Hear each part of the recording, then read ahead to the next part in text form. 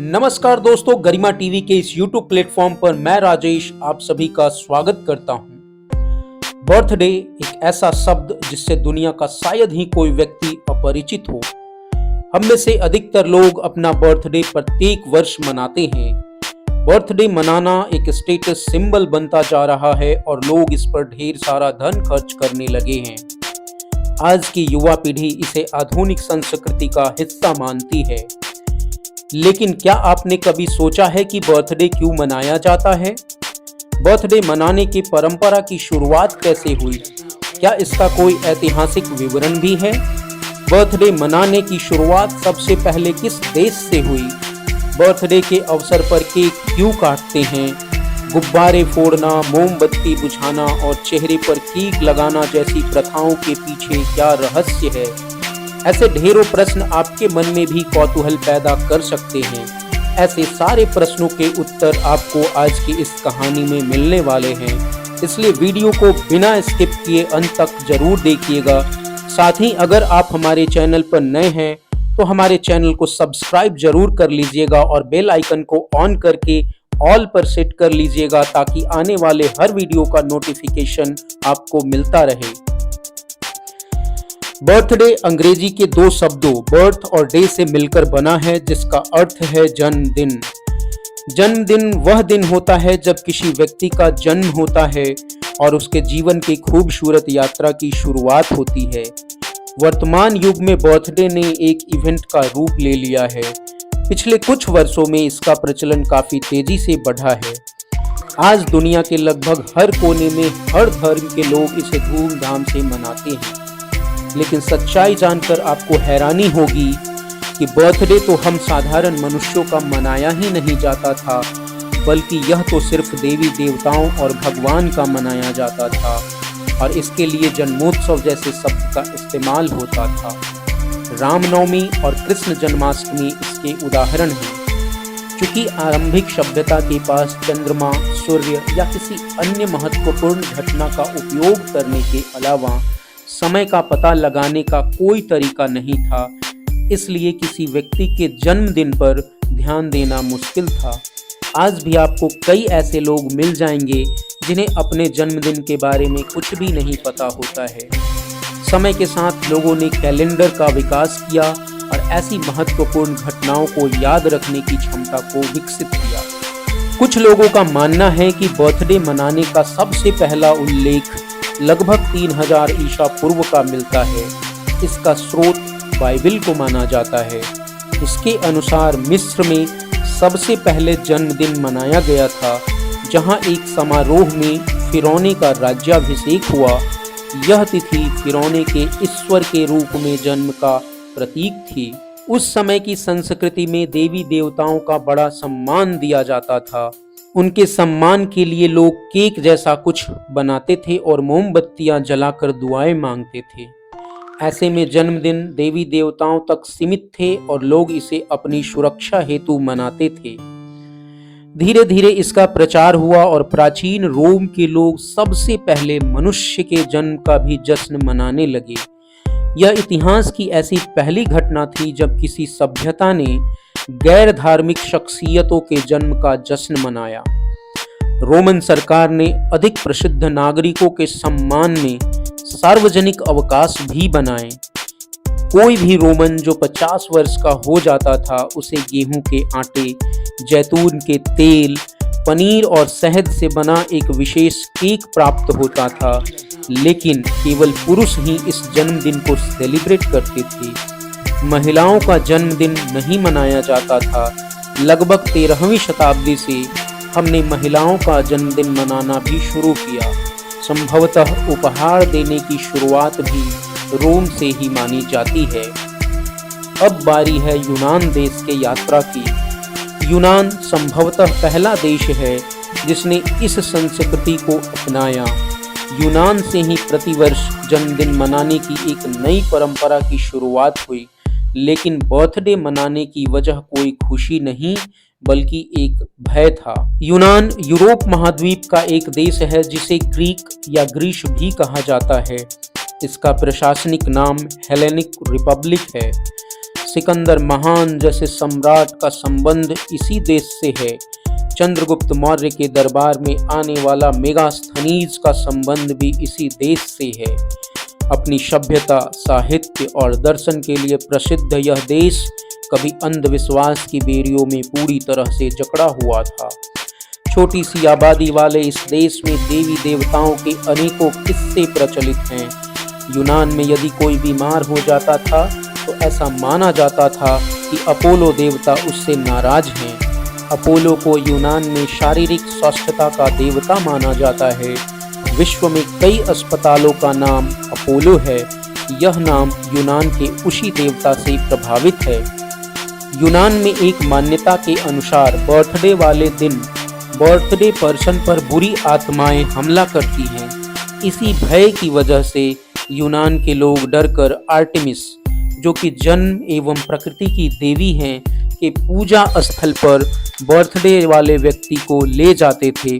चूँकि आर्टेमिस नामक देवी को जीव हत्या बिल्कुल पसंद नहीं थी, इसलिए सांकेतिक रूप से केक यानी मीठे आटे से बने बकरे की बलि दी जाती थी।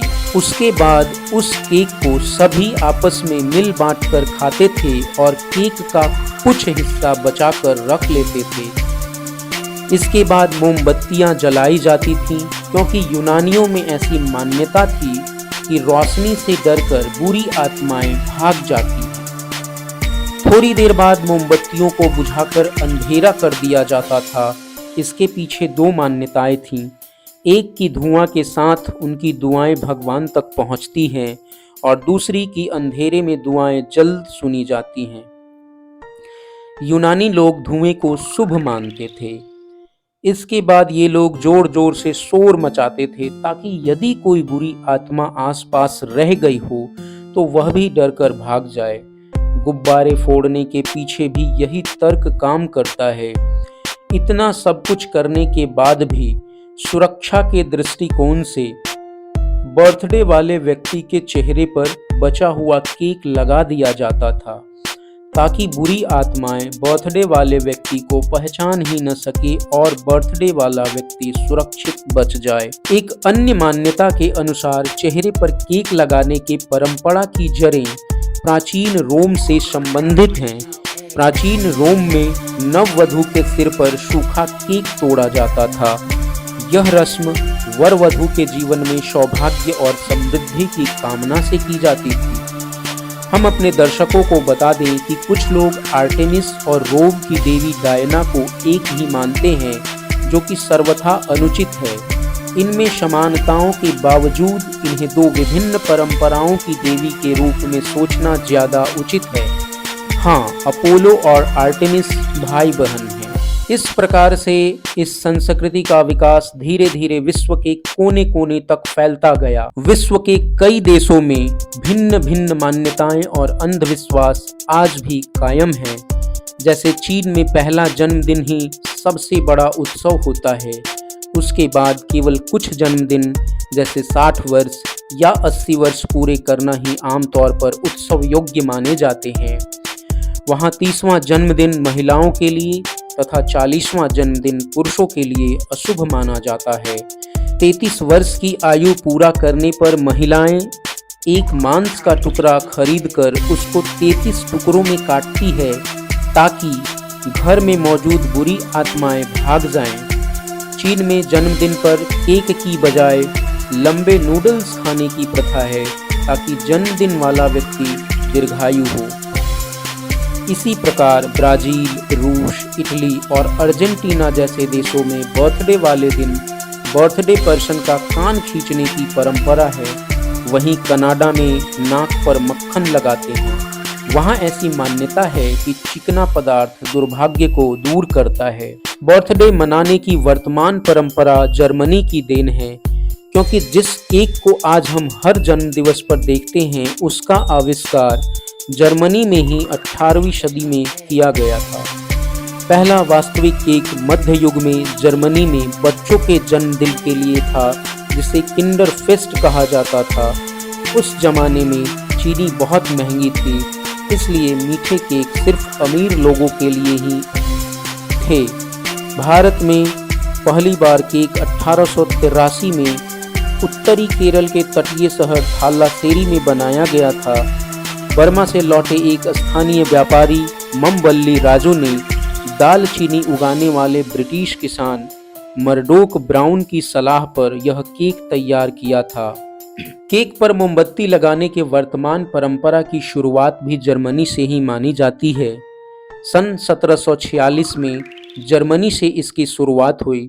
इस दिन यहाँ किसी बड़े समाज सुधारक का जन्मदिवस था। लोग बड़ी संख्या में एकत्रित हुए और केक पर मोमबत्ती लगाकर उनका जन्मदिन मनाया गया। तब से यह परंपरा चल पड़ी। इस प्रकार धीरे धीरे पूरे विश्व में आम लोगों ने जन्मदिन मनाना शुरू किया। हैप्पी बर्थडे टू यू जैसी राइम्स भी बनी। इस राइम्स को बनाने वाली दो बहनें पैटी स्मिथ हिल और मिल्ड्रेड जे हिल अमेरिका में नर्सरी स्कूल की टीचर थीं। यदि भारत के संदर्भ में बात करें तो हिंदू देश कहे जाने वाले भारत में हिंदू संस्कृति के मुताबिक ना तो केक काटना शुभ है और ना ही मोमबत्ती को बुझाना। ये दोनों ही अशुभ कारक माने जाते हैं, इसलिए कुछ लोग इसे पसंद नहीं करते हैं।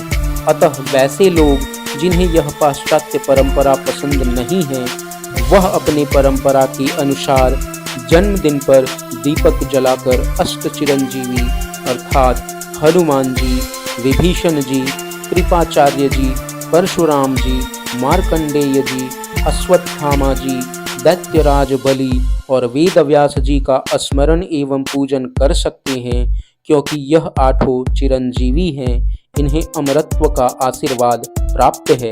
निष्कर्षतः हम कह सकते हैं कि अंधविश्वासों से शुरू हुई इस परंपरा ने आज संपूर्ण विश्व को अपने आगोश में ले लिया है। इसलिए इसमें क्या अच्छाई है, क्या बुराई है, इस विवाद में न पड़कर इसे एक अवसर के तौर पर लेना चाहिए, जो हमें इस भाग दौड़ भरी जिंदगी में साथ मिलकर जश्न मनाने का मौका प्रदान करती है। दोस्तों, आपको आज का ये वीडियो कैसा लगा कमेंट सेक्शन में जरूर बताइएगा। अगर आपको आज का ये वीडियो पसंद आया हो तो प्लीज हमारे चैनल को लाइक, शेयर और सब्सक्राइब करना मत भूलिएगा। धन्यवाद।